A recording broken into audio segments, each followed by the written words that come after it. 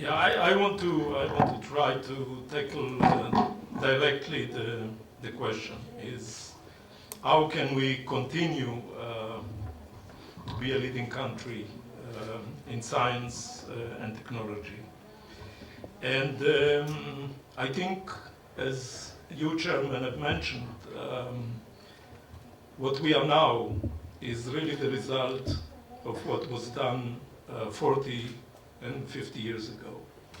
And this connects me to what also Professor Atlan has said. And I think it's important to realize what is done. And maybe I will give two examples of the past, which actually, as you will see, are relevant also for the future if we want to be in the front lines.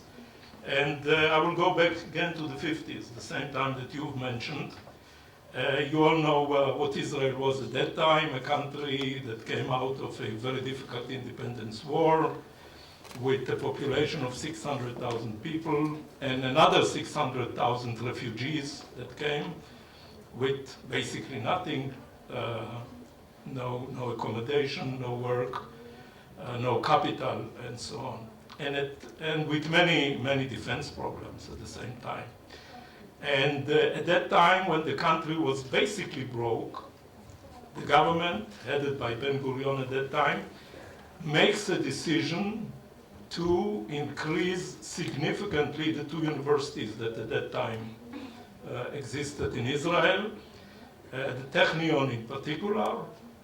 And Ben Gurion himself, as a prime minister, devoted 3 or 4 days just to locate a new location for the university. This was the main issue on his agenda. And he devotes, although the country, as I said, financially was in a very difficult situation, he devotes very large resources to develop the university. The Technion at that time makes a decision, for example, which at that time looked completely crazy. And this is to open a department of aeronautical engineering. This is the beginning of the 50s when Israel had no infrastructure at all in industry. The government, Ben Gurion, supported this decision, supported with financial resources. The result, of course, we all know. The result is that Israel now is one of the leading countries in the world in the field of aerospace. So actually there are 3 major, I would say, basic criteria which are needed for success, and these all existed 40 years ago. Unfortunately, they do not exist now. One of them, which I think is the most important, is the vision of the leadership and a very clear message from the leadership that education is the top priority of the nation. And this was the situation in the 50s, in the 60s.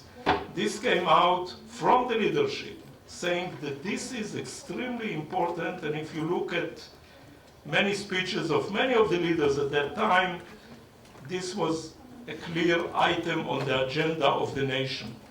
And at the same time, of course, they continue to develop other universities, as Professor Atlan mentioned.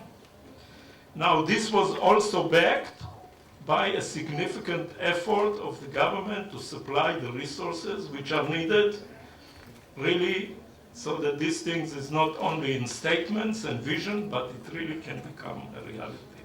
So the second things are appropriate resources. And the third thing is, and this we have to remember, a very high level of all of the levels of education, starting from elementary school to the high school, and then to the universities. And again, the chairman has mentioned the very worrying facts that we see now in all of the international ratings. I would say that the investments of the past are still keeping us in the picture now. And I think what's really amazing is, and actually we should be very happy with that, is that the human potential in this country is really unbelievable. And we just recently got a very clear indication on that.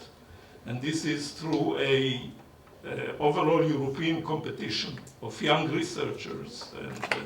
And maybe I will tell you a little bit about it. There was a overall European competition for young scientists up to 9 years after their PhD, a competition to receive very large research grants at the amount of about 1 million euros each.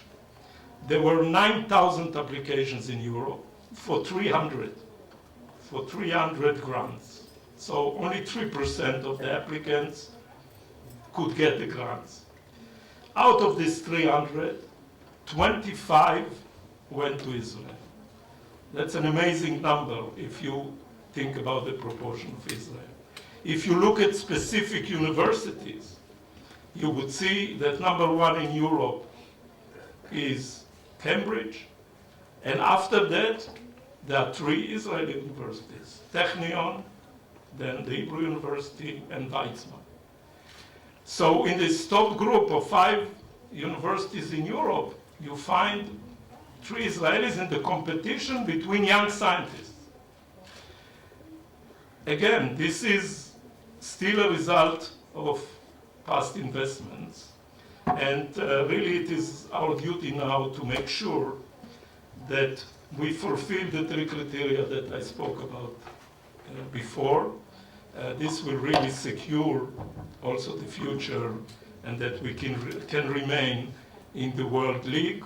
And we have to remember that the competition now is much, much more difficult than in the past, mainly because of the very, very strong competition in the East, and the huge resources that many of these countries put into higher education. And whoever follows what's happening realizes that they are really very, very ambitious and are doing what is needed to be in the front lines. Thank you.